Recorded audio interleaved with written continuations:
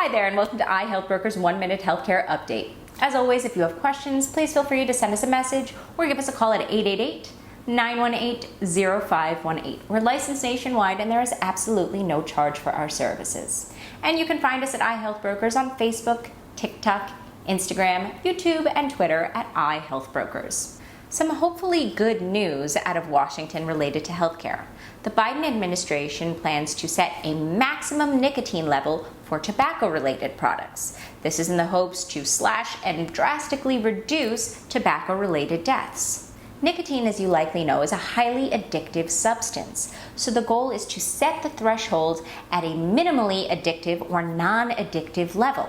It should seem that, with the exception of the tobacco company, this should have support across the board. However, there are still some hoops to jump through to get the FDA on board.